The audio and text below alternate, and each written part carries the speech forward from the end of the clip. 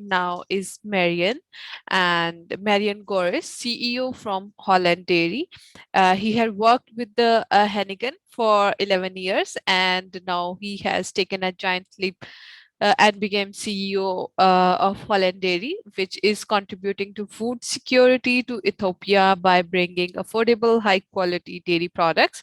And his thoughts will be on opportunities and challenges in the dairy market in Ethiopia and growing professionalizing a business in the context. So he's with us. Let's welcome him.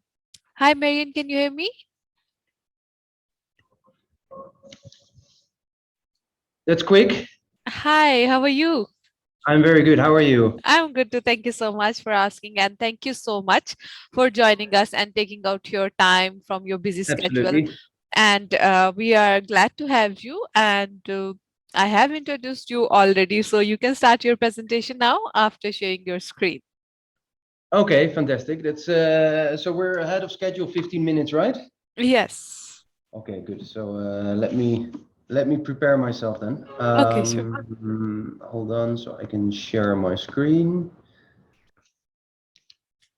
Sorry, everybody, just setting things No up. issues. No issues.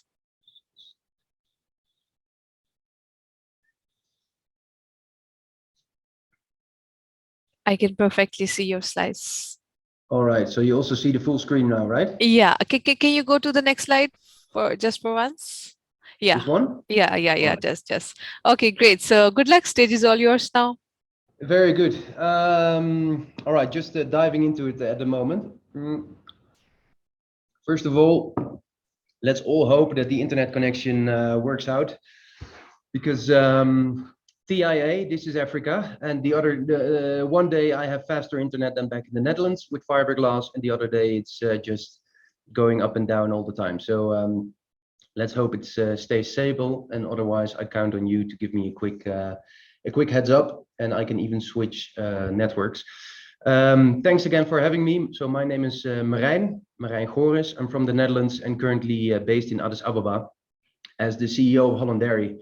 And that is basically what this presentation is about. So I know that all of us, had extremely interesting talks already and interesting talks ahead.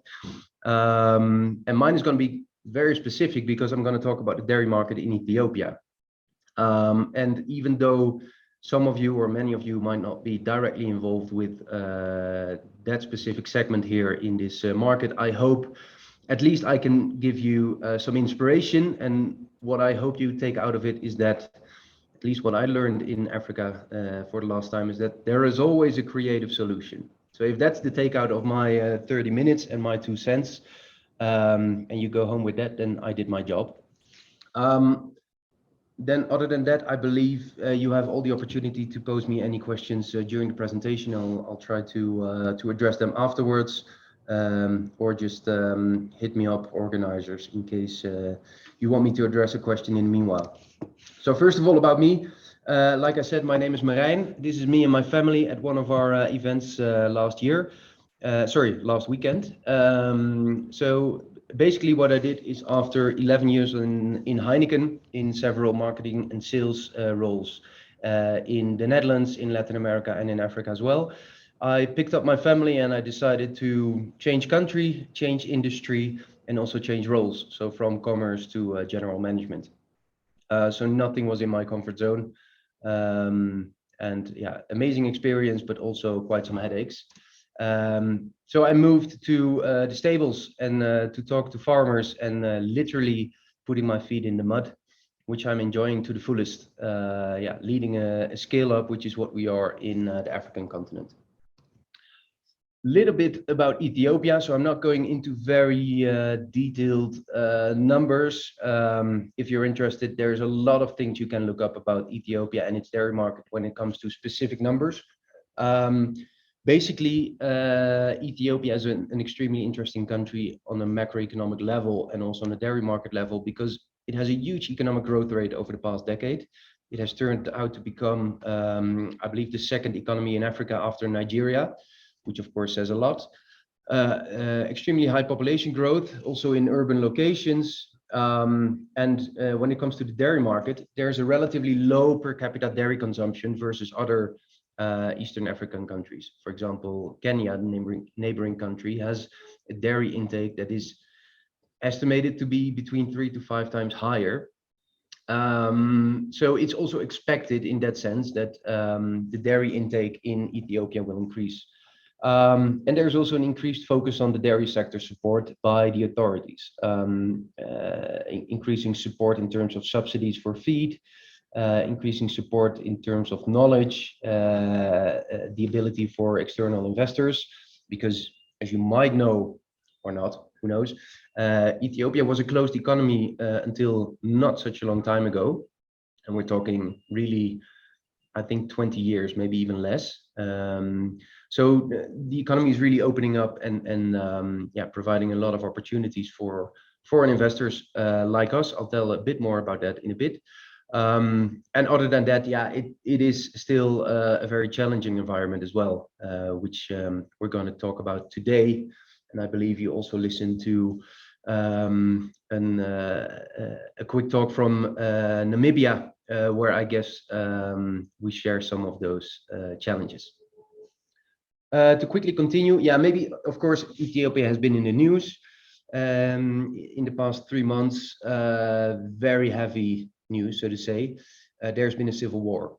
And I'm not going to talk about that since it was such a short period in the Ethiopian history. And of course, it provides huge challenges also in my private life. I mean, I had to leave the country together with my family just quickly after we started. So yeah, you can imagine what a crisis management that was, just to think about scenarios of what would happen if the opposition or the rebels would actually get to the factory, if riots would appear, anything. But that is a topic that we can talk about for hours. So let's leave that aside for now. And what you have to remember from this one is that it's safe and sound here in Addis. Unfortunately, up north, the war is still going on, and let's hope that there is a solution for the people of Ethiopia and elsewhere in the world.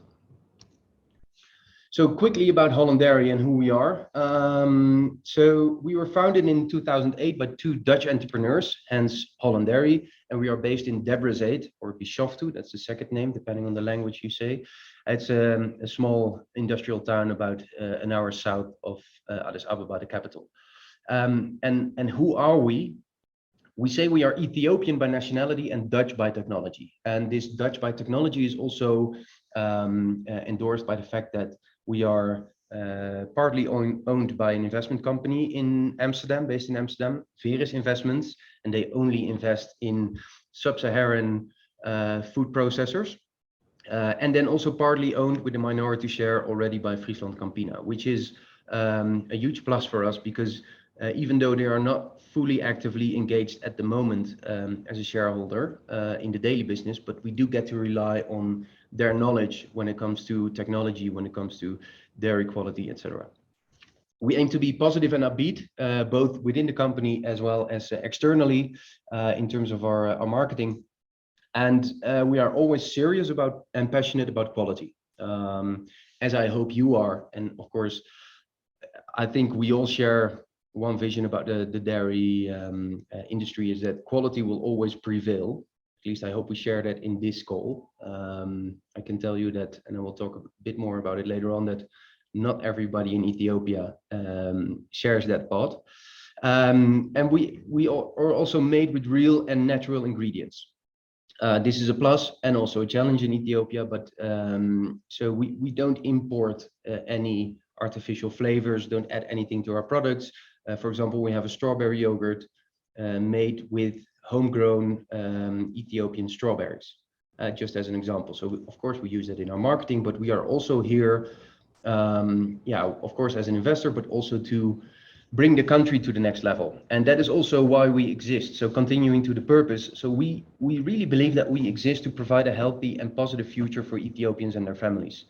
And of course, purpose-driven entrepreneurship is a big thing at this moment, but we also notice internally and also externally in the company that people feel that we have this aim where we don't get out of bed in the morning to sell yogurt.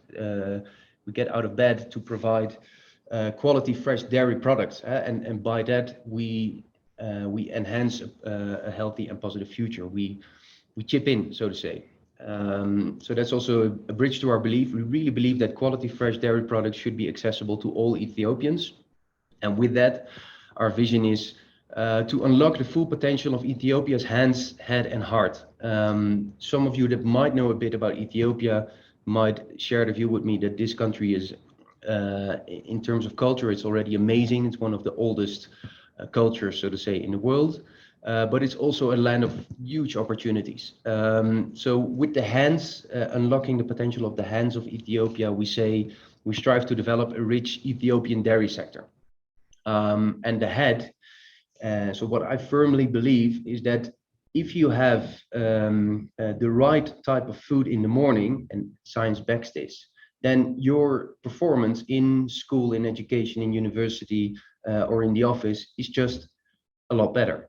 And if we can provide our high quality products with the right proteins to assist, to nourish young kids, for example, or the people of Ethiopia, then I really believe that their performance will increase and they have a brighter future ahead. And lastly, which we will also talk about, we are very passionate to develop brands and products that make Ethiopians proud. So also on our pack, it might come a bit strange from my side, but yeah, we are 100% Ethiopian, and we really feel that, and we want to be that. So basically, and this is on our website, local milk, premium quality products, better Ethiopia. I could have saved some of your time, but I'm also here to talk a bit about the company. I have 4 challenges that I want to share with you, because I was asked also to share the challenges that we face while being and operating in the dairy sector in Ethiopia. So first of all, I'm going to talk a little bit about milk sourcing. This fantastic image relates to milk quality. We also have a cultural issue, which is fasting. And then I want to talk a little bit about the competition and how we face that. So what I will do is I will talk a little bit about the challenge and the solution that we found. And I hope, yeah, please also share your best practices. We're here to learn, all of us, and pose me any question that you want. So let's start with milk sourcing. So, Ethiopia has an issue when it comes to milk sourcing because the demand is far higher than the supply.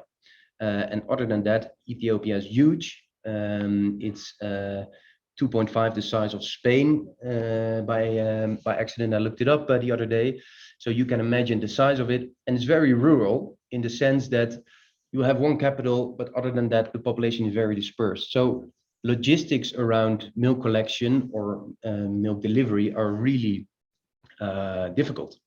So what we did is we put various milk collection centers in mobile containers. So you see the sea container over there. This is a new milk collection center that we installed, and it's very concise. It has a generator. We install some water, basic electricity, and it has cooling tanks and a very basic setup where farmers can come to deliver their milk at a certain price, but also in areas where we see that farmers are more or less concentrated, because like I say, it's very dispersed, and where we can also operate with our vehicles in the area of that milk collection center in order to collect the milk from those farmers. And that helps us to source in a range of 3 to 5 hours from our factory. And it gives us a lot more flexibility versus our competitors, who mainly collect in the vicinity of their factories, which is of course also an advantage to those local communities, don't get me wrong, but they generally don't reach further inland to give a good income to the farmers, and competition is very high, so prices are soaring because everybody's fishing for the same milk pools. So in that sense, yeah, it's also a competitive advantage, and it goes hand in hand with our purpose to develop the Ethiopian our vision to develop the Ethiopian dairy industry, where we can also provide a stable income to those farmers that might not be reached otherwise. And having this network of milk collection centers goes hand in hand with milk collection logistics. So what we did is we imported milk trucks assembled in the Netherlands for optimal quality. We put them on a boat and we imported those trucks to make sure that we collect from our milk collection centers twice a day to our factory, also to ensure the optimal milk quality. Of course, we aim to cool down the milk as soon as possible in our milk collection centers, and then we keep it cooled in the truck.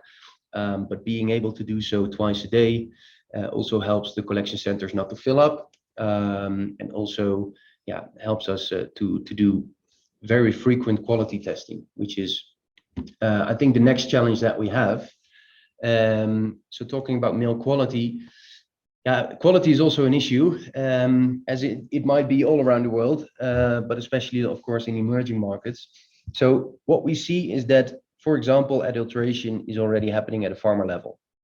But we also see that even farmers with the right intentions are not handling their milk well. So even, of course, adulteration is being done on purpose, but we see more often than we like that farmers that want to take care of their cattle, they are, because when they are sick, for example, they are advised by somebody they know to take certain antibiotics. And of course, as you know, this ends up in the milk. So we have a lot of antibiotics that we encounter in the milk. And we need to do step-by-step analysis in every step of the process, not only to reject or accept the right quality of milk, but also to help the farmers identify at a very early stage in our supply chain what's going wrong and what they could do better in the future.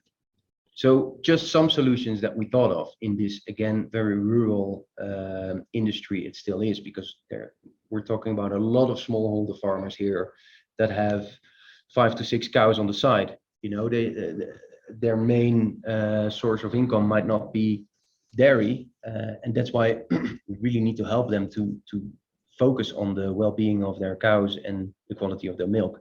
So what we do is we have a dairy development team that just goes around through the country to our suppliers and that give trainings.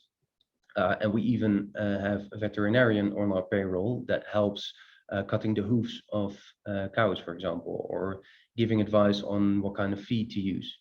So that's already very helpful, and it helps not to only compete, for example, on price, and we always pay above fair market price in order to get the right quality, but it also helps for farmers to be willing to be part of the Holland dairy family, as we always call, because besides a fair price or even an above market price, they get the right information.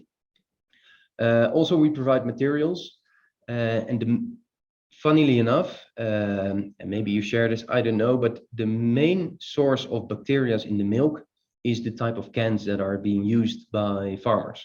So you might know those plastic cans that you can lock on the top, and they have, you know, the screw lock, so to say. Not even sure if that's an English word, but literally translated from the Netherlands. And you can imagine that that part is really hard to clean properly, and that is where a lot of bacteria are nesting itself even after cleaning. And the good old-fashioned stainless steel milk cans that I know that are being used already since the 1800s or so in the Netherlands, maybe even a bit later, those are the right ones. Easy to clean, easy to use. The lifetime of those cans is huge, and we are able to provide those to the farmers since they are not able to do those investments. Those cans are not even produced locally. We need to bring them over from, in this case, India. We also provide proper clothing, for example, to our farmers. Yeah, even the minimum materials. Sometimes we provide milk tanks so they can cool the milk, things like that. Pay for performance or quality-based payments is not something that is very common in Ethiopia. And I called it pay for performance here, but to be very honest, this is really a field that we need to develop with the entire industry. Because demand for raw milk is so much higher than the supply, if we are the first one to implement quality-based payments, then farmers find it a lot of hassle and they will just move to the next buyer. So if we say we're going to pay you based on fat percentages or even frequency of collection and things like that, they will just move on. So what we do is we take one for the team basically. So we pay above market price in order to get the right quality, but we do say we will pay you better than competitors, but we want something in exchange. So of course, quality milk, and we help them with that. We check their samples in our lab. We check at the milk collection point. We check at collection. So throughout the entire chain. But also we say very simple, we want to collect on twice a day. So twice a day is something that is really key. And we are the only ones, believe it or not, in Ethiopia doing so. And it helps us to get the right fresh milk. But you can imagine that if you're a farmer, and especially if that's not your main source of income, and the milk collection center is kilometers away, which is even quite nearby in Ethiopia, but it's still kilometers away, you probably don't have a car, and maybe you're not on our route to get the milk picked up. Then delivery twice a day is a hassle. And the only way that we can avoid a farmer not supplying is telling him that it's worth his while for the right price. So that is why we do that. And then lastly, I quickly mentioned it already, quality checks in the supply chain. So we check at the farm, as you see in the picture over there. We check at the milk collection centers with hardware and software that we imported in order to do our initial checks, of course, antibiotic checks, things like that. And we have an extensive laboratory at the factory where we check all the batches from all milk collection centers and throughout the entire supply chain. And we also check our competitors every few weeks to see how we are doing. I'll tap into that in a bit. Another interesting one is fasting. Welcome to Ethiopia. 47% of Ethiopians are Christian Orthodox with very strict fasting periods. And we're actually right in the middle of one, the fasting period just before Easter.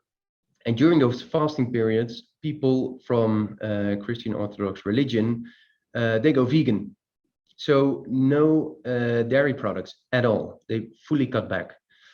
And the demand for dairy products decreases with about 33%. So I try to explain that a little bit in the graph below. So forgive me the graph that my 3-year-old daughter could have also drawn, but I made an effort. But as you see, the red line is demand for products, and the green line is, let's say, our supply, a very easy one.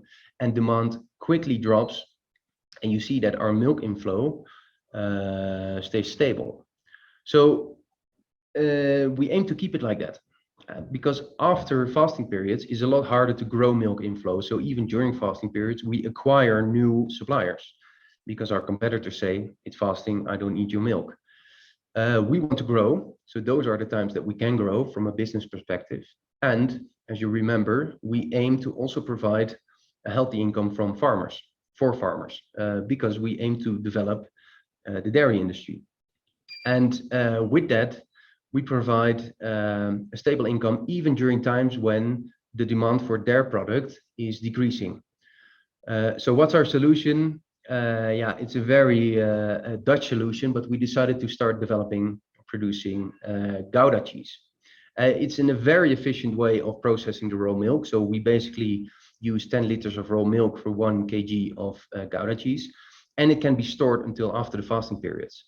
So instead of pushing the sales in a time where sales are very low or demand is very low, or instead of just dropping our milk inflow, not being able to recover after fasting when you need the raw milk, or not providing a stable income for farmers, we decided to produce Gouda cheese. Now, at this moment, we are also deciding to diversify a little bit the cheese portfolio, since it provides a very good solution during fasting when it comes to production. It comes at a challenge though, because yeah, in the market, to market Gouda cheese in Ethiopia is a challenge by itself. We're managing. It can be a bit better, but at this moment, this is for us the perfect solution because we aim that we produce in this fasting period just enough cheese to fully sell after fasting until the next fasting period. So we aim to be fully empty on stock when the next fasting period starts, so that we can have enough space again in our warehouse to store fresh cheese stock. Continuing on our competition, because of course we're not alone in the market, and as I told you, the Ethiopian dairy market is interesting given the macroeconomic factors. So on one hand, I do hope that this talk doesn't increase the number of competitors we have in the market. On the other hand, the more the merrier when it comes to really developing a healthy dairy category. Because honestly, I must say that we are fact-based, the only ones providing a product that I would give to my children. So this is a catchphrase that caught on here in the company since a year. Would you give our products to your own children? I mean, any CEO, any person operating in a company, I think, should be able to look in the mirror and say, I would consume it myself, I would give it to my children, I'm okay with people consuming my product. And then let me tell you a little bit about our competition, what we find in the market. We find extremely high levels of adulteration. So one brand consistently over the past 6 to 8 months adds 57% of water to their pasteurized milk. I mean, how dare you call that milk, one? And secondly, we're not talking about mineral water for bottles, right? So they are adding just tap water, which is not drinkable here in Ethiopia. So we can talk about ethics on that sense. Also, we see adulteration already at a farmer level. Of course, that's very tough. On the other hand, yeah, can you blame them? If you have 5 liters of raw milk and you add 20% liter of milk, then it's another liter of straight income. And if the manufacturer buys it, doesn't test it or accepts it, I don't know. But yeah, that I'm not really the one to blame them if you're just above the poverty line. It does provide a very high difference in pricing levels between the local players and Holland Dairy because we don't adulterate. We don't do it.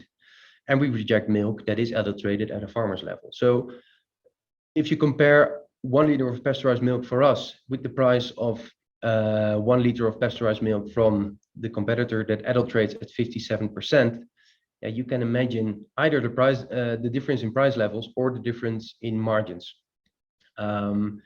And I'll talk a bit in a while of how we try to beat that.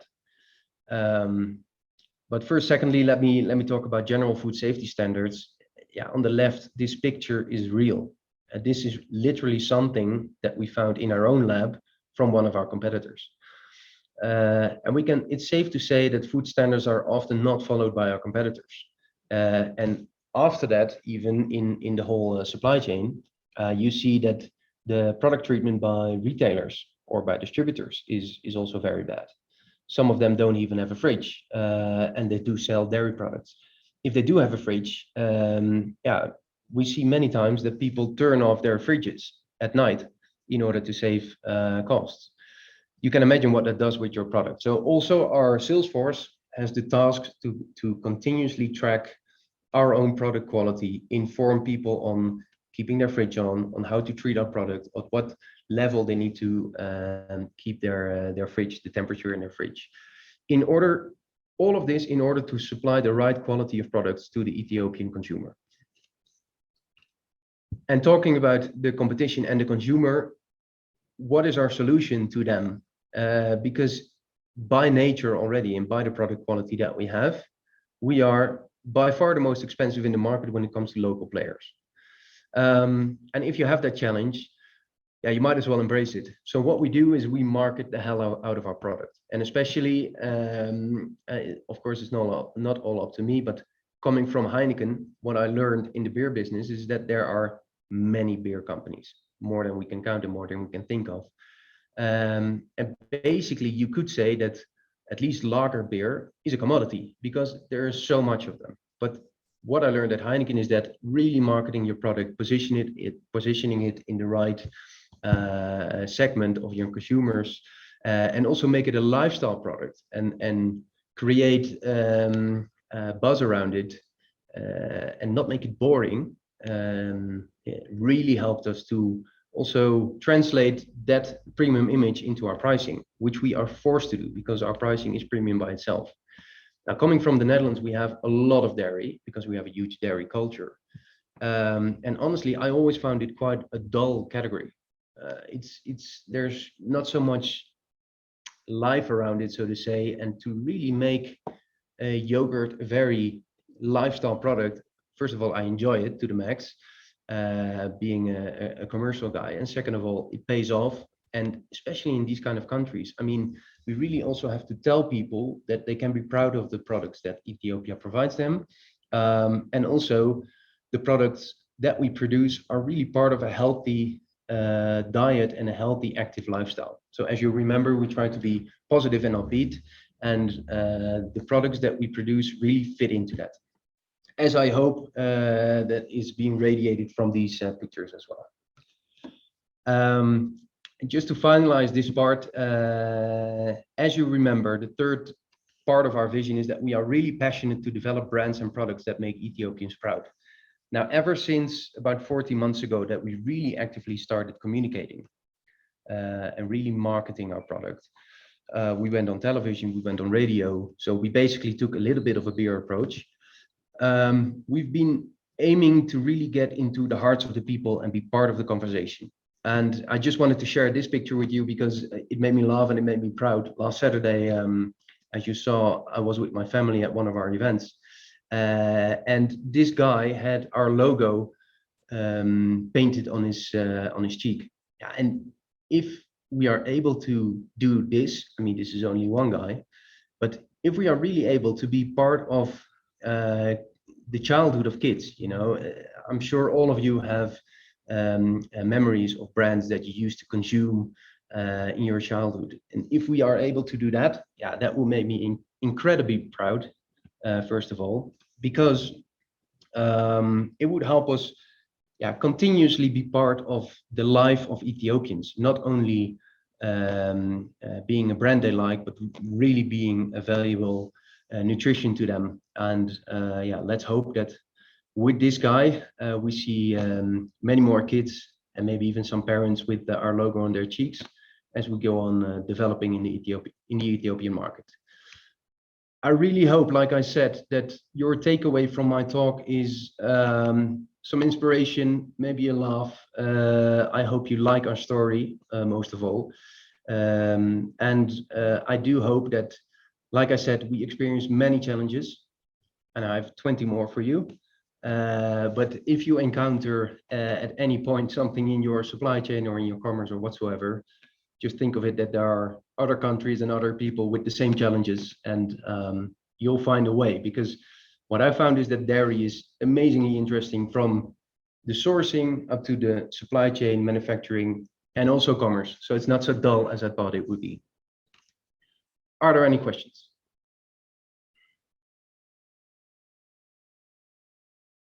Hi, Marian. Thank you so much for your wonderful session. And we have few questions for you. So, making mobile collecting center will increase cost. How you maintain the cost? Yeah, so it's a very good question.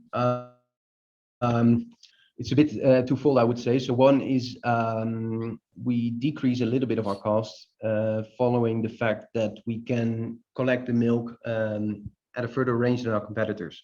So if we collect in the range of 1 hour near to our factory, the price is probably about 20% higher than if we go 3 to 5 hours. So that's a business case in the sense that we have a lower price, and then it's a question of the lifetime of your milk collection center.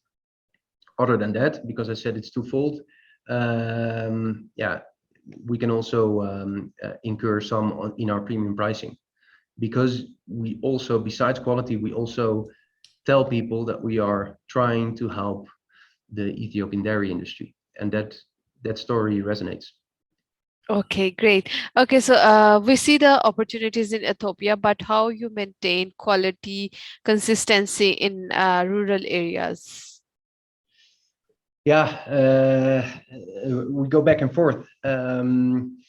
What we, of course, we encounter, like I said, we encounter quality products in those rural areas, and we try to do very basic testing at the point of collection. When we collect at the farmers, we try to do a bit more extensive testing with the hardware and software that we have at the milk collection centers.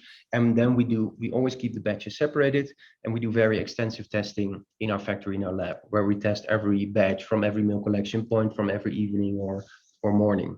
So that gives a very good screening of every batch. However, more than once we encounter issues in the lab that we are not able to test earlier on in the chain. We are able to downsize it at least to one collection point, and sometimes to certain farmers scanning their batch numbers or whatsoever. We accept the fact that sometimes we get bad batches at our factory. The good thing is we provided income to the farmers, and what we do with that milk is we produce a byproduct that is still cheaper than no, on the other hand, it's better of a business case than just throwing away the milk. But we produce a very basic product that we sell at a negative margin without compromising on food safety, of course. We go on, and then we know, okay, it was on Wednesday evening milk supply in the Chancho area, where we have one of our milk collection points, and then we try to zoom in.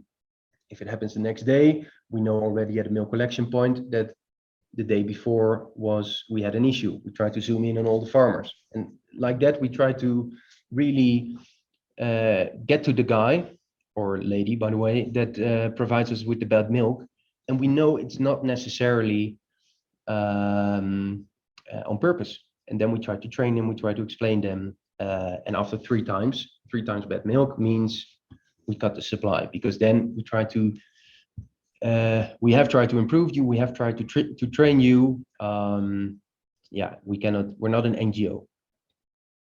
Okay, okay, great. I got it. Thank you so much. And as nobody wants to feed their children with tap water, so how you manage to give awareness to customers? Because if consumer only buys cheap milk, so how to aware them that costly but healthy dairy is important?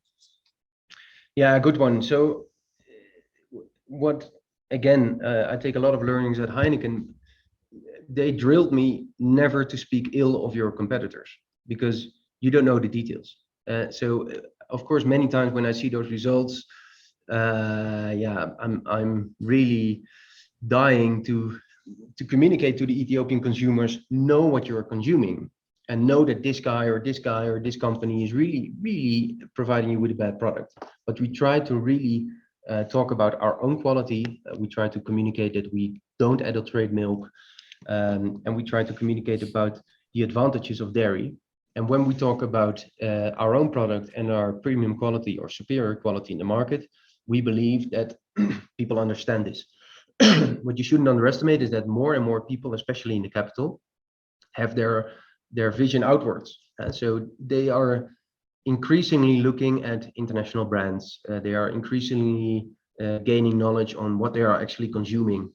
So it's also not always us that have to tell the story. We sometimes have to, like I said, be part of the conversation. And when you really understand that the conversation is quality, we need to be the ones that are connected to that. So that is how we try to communicate.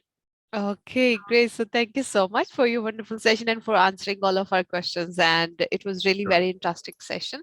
And I hope everyone here has enjoyed your session. And I'll ask the audience that if someone is having any question, they can ask in the QA session or in the chat session. And Marian is here to answer our questions. Thank you so much, Definitely. Marian.